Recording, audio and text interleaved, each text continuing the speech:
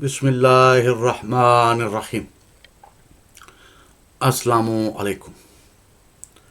नाज़रीन इकराम, आज मैं आपके सामने आइम्मा अहले बैत अलैहिमुस्सलाम यानी नबी करीम सल्लल्लाहु अलैहि वसल्लम और उनकी अहले बैत अलैहिमुस्सलाम का वो इल्म जो अहादीस की शक्ल में मौजूद है, आज कुछ ऐसी अहादीस आपके सामने पेश करूँगा जो मौजूदा दौर यानी साइंस के दौर में इन अहादीस को अगर देखा जाए तो एक बहुत बड़ा इल्म मौजूद है।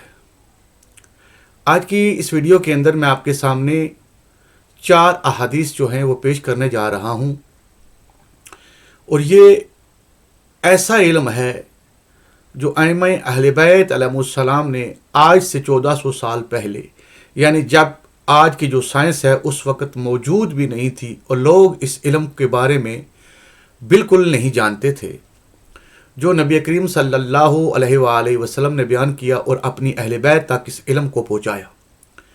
उस इल्म में से ये पहली हदीस जो नबी करीम सल्लल्लाहु अलैहि वसल्लम से है, जिसमें नबी करीम सल्लल्लाहु अलैहि वसल्लम फरमाते हैं, तुम्हारी इस ज़मीन के अलावा अल्लाह ने 70 ज़मीनें सोने की और 70 ज़मीनें चांदी की और 70 ज़मीनें मुश्क की और 70 ज़मीनें ऐसी पैदा की हैं जहाँ मलाइका रहते हैं। इन ज़मीनों में ना गर्मी है और ना ही सर्दी, और हर ज़मीन का तूल 10,000 साल की मुसाफत पर है।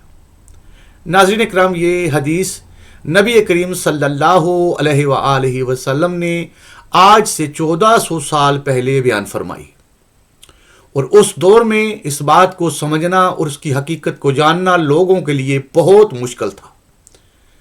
आज साइंस का दौर है, साइंस ने बहुत तरक्की की और हमारे कुछ भाई इन अहादीस के पीछे इनको तलाश कर रहे हैं ताकि ऐसी अहादीस को हम लोगों के सामने पेश करें कि साइंस का जो इल्म है ये कहीं बाहर से नहीं आया, बल्कि आइम्मा अहले बैत अलैहिमुस्सलाम की अहादीस में ये इल्म पहले ही मौजूद है। बस वो तहकीक कर रहे हैं और उस तहकीक में अभी बहुत सी चीज़ें उनको मिल चुकी हैं और बहुत सी चीज़ें ऐसी हैं जहाँ तक अभी साइंस भी नहीं पहुँच सकी। अब इसके बाद एक हदीस में आपको हज़रत अली अलैहिस्सलाम से सुनाने जा रहा हूँ। ये हदीस हज़रत अली अलैहिस्सलाम से है कि हज़रत अली अलैहिस्सलाम ने फरमाया, इन आसमानी सियारों में ज़मीन के शहरों की तरह शहर आबाद हैं। हदीस के जुमले के दोबारा से सुन लें। इन आसमानी सियारों में ज़मीन के शहरों की तरह शहर आबाद हैं। ये आसमानी नजूम ज़मीन के शहरों की तरह हैं और ये सब के सब दो नूरानी सतूनों के ज़रिए एक दूसरे से मरबूत हैं। ये जो आसमानी नजूम ज़मीन की शहरों की तरह हैं और ये सब के सब 2 सतूनों के ज़रिए एक दूसरे से मरबूत हैं। आसमानों में इन नूरानी सतूनों की लंबाई 250 बरस की मुसाफत है। ये थी नाज़रीन इकराम दूसरी हदीस जो बाबे इल्म यानी रसूल खुदा सल्लल्लाहु अलैहि वसल्लम ने फरमाया, अना मदीनतुल इल्म व अली बाबुहा, कि मैं इल्म का शहर हूँ और अली अलैहिस्सलाम उसका दरवाज़ा है। तो रसूल अल्लाह जिस इल्म का शहर हैं उस इल्म में से ये जो मैं आपके सामने पेश कर रहा हूँ, उस इल्म में से जो रसूल अल्लाह जिस इल्म के शहर हैं उस शहर के इल्म में से ये इल्म जो रसूल अल्लाह सल्लल्लाहु अलैहि वसल्लम ने फरमाया कि अल्लाह ने 70 ज़मीनें सोने की, 70 ज़मीनें चांदी की, 70 ज़मीनें मुश्क की और 70 ज़मीनें ऐसी पैदा की हैं जहां मलाइका रहते हैं। इसके अलावा हज़रत अली अलैहिस्सलाम ने फरमाया, इन आसमानी जो है सियारों में जो है ज़मीन के शहरों की तरह शहर आबाद हैं और ये आसमानी नजूम ज़मीन के शहरों की तरह हैं और ये सब के सब 2 नूरानी सतूनों के ज़रिए एक दूसरे से मरबूत हैं। ناظرین اکرام، یہ 2 حدیثیں تھی. ایک حدیث اور میں اہل بیت علیہ السلام سے یعنی امام محمد باقر علیہ السلام کی ایک حدیث آپ کے سامنے پیش کرنے جا رہا ہوں. امام باقر علیہ السلام نے فرمایا تمہارے اس سورج کے علاوہ 40 سورج اور ہیں اور ایک سورج سے دوسرے سورج کے درمیان 40 برس کی مسافت کا فاصلہ ہے. ان سورجوں میں کثیر مخلوق آباد ہے جسے یہ معلوم ہی نہیں کہ اللہ نے آدم کو پیدا بھی کیا ہے یا نہیں. ناظرین اکرام، یہ 3 حدیثیں ہو گئیں. اب میں کوشش کروں گا کہ ایک حدیث اور آپ کے سامنے پیش کروں. یہ حدیث امام جعفر صادق علیہ السلام سے ہے. اس سے پہلے جو حدیث میں نے پیش کی وہ امام جعفر صادق علیہ السلام کے والد سے جو امام محمد باقر علیہ السلام ہے. اب امام جعفر صادق علیہ السلام کی حدیث کو ملاحظہ کریں. حضرت امام جعفر صادق علیہ السلام نے فرمایا اللہ نے کئی آسمانی کعبے پیدا کیے ہیں اور اللہ ہی نے تمہارے اس مغرب کے آگے 39 مغرب اور پیدا کیے ہیں. اسی طرح ایک اور موقع پر امام جعفر صادق علیہ السلام نے فرمایا خداوند عالم نے 1,00,000 روشن قندیلیں پیدا کی ہیں اور انہیں معلق کر دیا ہے عرش اور تمام آسمان و زمین اور ان میں جو کچھ ہے، حتیٰ کہ جنت اور جہنم بھی ایک قندیل میں واقع ہیں.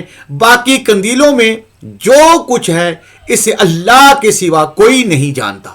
ناظرین اکرام، یہ 4 احادیث جو میں نے آپ کے سامنے پیش کی یقیناً صاحبان علم اور صاحبان عقل کے لیے یہ عقلوں کو جھنجھوڑ دینے والی احادیث ہیں. یعنی جس دور میں آج ہم موجود ہیں سائنس کا دور ہے اور اس دور میں سائنس بہت ترقی کر رہی ہے اور سائنس سے پہلے ائمہ اہل بیت علیہ السلام یعنی نبی کریم صلی اللہ علیہ وآلہ وسلم اور ان کی اہل بیت علیہ السلام نے آج سے 1400 سال پہلے ہی یہ چیزیں بیان کی ہوئی ہیں. لیکن سائنس اور اس طرح کے جو لوگ ہیں وہ تحقیق کر رہے ہیں اور حقیقت جان رہے ہیں.